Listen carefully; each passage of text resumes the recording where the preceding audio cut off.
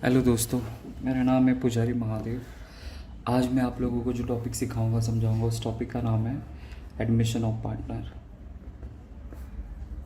तो आज हम लोग एडमिशन ऑफ पार्टनर का इंट्रोडक्शन वाला पार्ट सीखने वाले हैं। इंट्रोडक्शन, ठीक है। तो चलिए शुरू करते हैं। तो समझो कि फॉर एग्ज़ाम्पल ये है मिस्टर मोटू और ये है मिस्टर पतलू।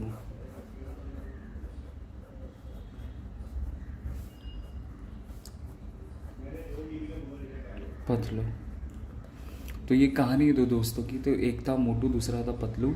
दोनों को ज़िंदगी में बहुत सारा पैसा कमाना था। और किसी भी इंसान को अगर ज़िंदगी में बहुत सारा पैसा कमाना तो वो क्या करेगा?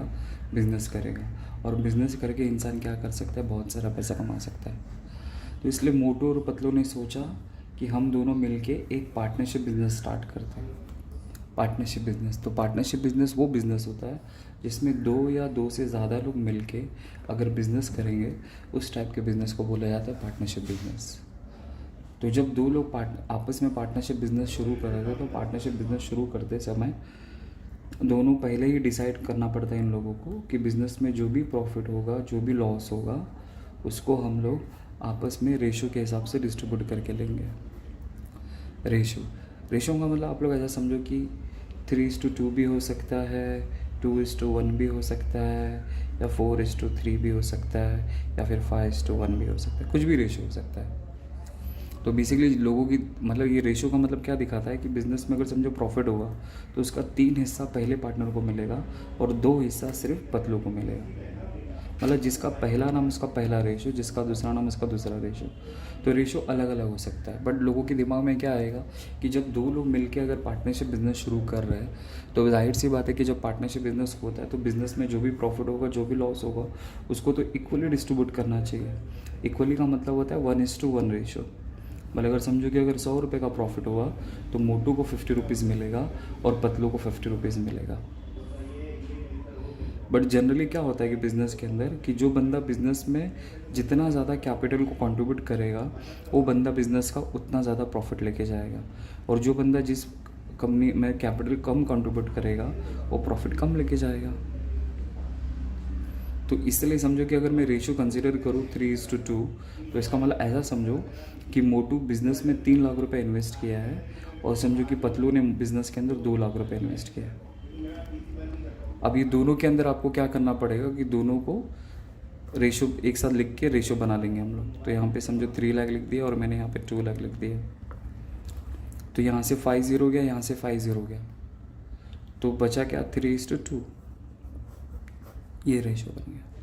तो रेशो बेसिकली कैपिटल के बेसिस पे भी हो सकता है, या फिर अगर रेशो नहीं लिख के दिया रहेगा क्वेश्चन के अंदर तो आपको इक्वली कंसिडर करने का, ठीक है। अब ये रेशो को इस्तेमाल कैसे करना है तो मैं आपको समझो कि फॉर एग्जांपल कि बिज़नेस में अगर प्रॉफिट हो रहा है 1000 रुपीज़ का, 1000 का, तब ये 1000 में से 3 हिस्सा मोटू को मिलेगा, 2 हिस्सा पतलों को मिलेगा। तो 3 हिस्सा इसको कैसे दिया जाएगा? तो क्या करना है आपको? 3 और 2 दोनों को ऐड कर देना है। तो 3 और 2 कितना होता है? 5। तो इट मीन्स ये 3/5 हो जाएगा, 2/5 हो जाएगा, क्योंकि रेशो को अपॉन में लिखना होता है। तो इसलिए इंटू 3/5 करूँगा तो पहले वाले का आंसर आएगा। फिर 1000 इंटू 2/5 करूँगा तो दूसरे वाले का आंसर आ जाएगा। अब क्या करना है? आपको डिवाइड करना है। तो ये ऊपर नीचे डिवाइड होता है। कुछ लोग जो स्कॉलर लोग रहते हैं सामने सामने डिवाइड कर देते हैं। ऐसा बिल्कुल नहीं करना। सामने सामने मल्टीप्लाई होगा क्योंकि सिंबल मल्टीप्लाई का यहाँ पे। तो आपको ऊपर नीचे डिवाइड करना है और सामने सामने आपको मल्टीप्लाई करना है। तो क्या 5 के टेबल में 10 आता है? हाँ आता है। कितनी बार पढ़ने पे? 2 टाइम पढ़ने पे। तो 5 2 ज़ा 10। अब ये 2 0 बचा, 2 0 मैंने ऊपर ले लिया। अब ये 200 हो गया। तो 200 को 3 से अगर मल्टीप्लाई करूँगा तो 600 आएगा। कैसे?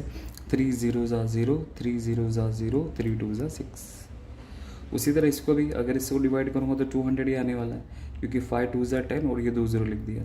अब 2 0 ज़ा 0, 2 0 ज़ा 0, 2 2 ज़ा 4, 400 रुपीज़। इसका मतलब 600 मोटू को मिलेगा और 400 पतलों को मिलेगा।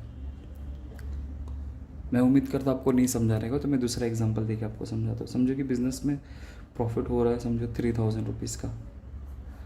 अभी 3000 में से मुझे क्या करना है, पहले पार्टनर को बांटना है, तो 3000 इंटू 3/5, क्योंकि रेशियो वही है 3:2, तो 3/5 पहले पार्टनर का होगा, 2/5 दूसरे पार्टनर का होगा।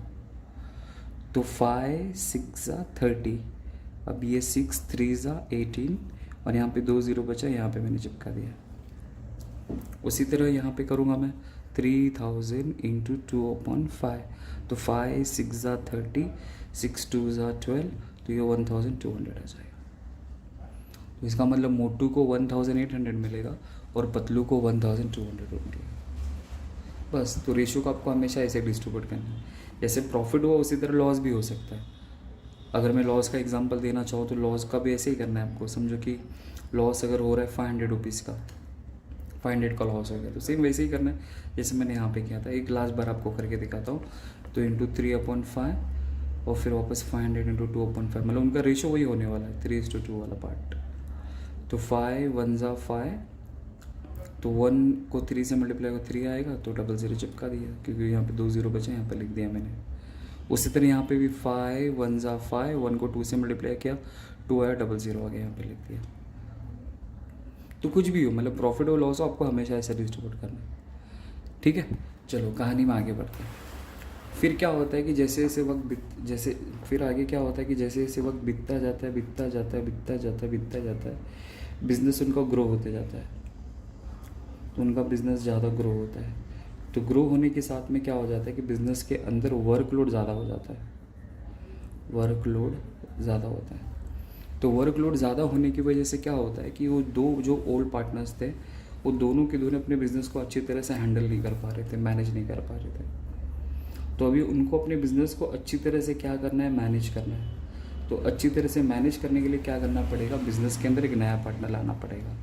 क्योंकि बिज़नेस के अंदर जब एक नया पार्टनर आएगा तब क्या होगा कि काम 3 लोग में डिस्ट्रीब्यूट किया जाएगा। मतलब पहले जो वर्क था वो क्या होता था कि सिर्फ 2 लोग में डिस्ट्रीब्यूट होता था, एक मोटू और दूसरा पतलू। अब जो वर्क होगा उस वर्क को अब क्या करना पड़ेगा, 3 लोग को डिस्ट्रीब्यूट करना पड़ेगा, बराबर। तो जब वर्क 3 लोग में डिस्ट्रीब्यूट हो जाएगा तो लोग अच्छी तरह से काम कर पाएंगे और तब जाके उनका बिज़नेस और ज़्यादा ग्रो कर सकता है और आगे बढ़ेंगे। फिर ज़रूरत पड़ेगी तो फिर आगे देखेंगे कि नया पार्टनर लाना है कि नहीं लाना है।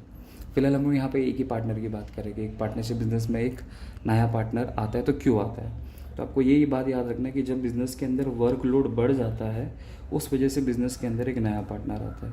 या फिर आप ऐसा समझ सकते हैं कि बिज़नेस के अंदर कैपिटल की ज़रूरत है, पैसे की ज़रूरत है, बिज़नेस को ज़्यादा ग्रो करना है, उस वजह से भी हम लोग बिज़नेस के अंदर नए पार्टनर को लेके आ सकते हैं। तो रीज़न कुछ भी हो सकता है, बस।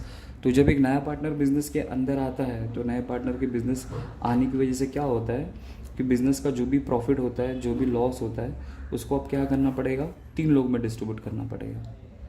पहले क्या होता था कि बिज़नेस में जो भी प्रॉफिट होता था, जो भी लॉस होता था, उसको 2 लोग में डिस्ट्रीब्यूट करना पड़ता था और उनका रेशियो था 3:2। अब नया पार्टनर आएगा तो अब बिज़नेस में जो भी प्रॉफिट होगा, जो भी लॉस होगा, उसको भी देना पड़ेगा। तो जिस वजह से हम लोग को क्या करना पड़ेगा, पुरानी रेशो को हटा के नया रेशो कैलकुलेट करना पड़ेगा। तो नया रेशो कैसे कैलकुलेट करते वो आने वाले नेक्स्ट वीडियो में आपको मैं बताऊंगा, सिखाऊंगा, समझाऊंगा सब। और फिर क्या क्या अकाउंटिंग ट्रीटमेंट होती है वो भी हम लोग नेक्स्ट लेक्चर में सीखेंगे। तो ये जस्ट इंट्रोडक्शन पार्ट था, तो वो मैंने आपको बता दिया। बस इतना सा आपको माइंड में सेट करना है एडमिशन ऑफ पार्टनर के लिए। तो जब एक पार्टनरशिप बिजनेस में एक नया पार्टनर आता है तो उस टाइम पे नया रेशो निकालना पड़ता है, कुछ अकाउंटिंग ट्रीटमेंट करनी पड़ती है। उसको सीखने के लिए जो टॉपिक सीखना पड़ता है उस टॉपिक का नाम है admission of partner. I hope आपको समझा रहेगा। Thank you.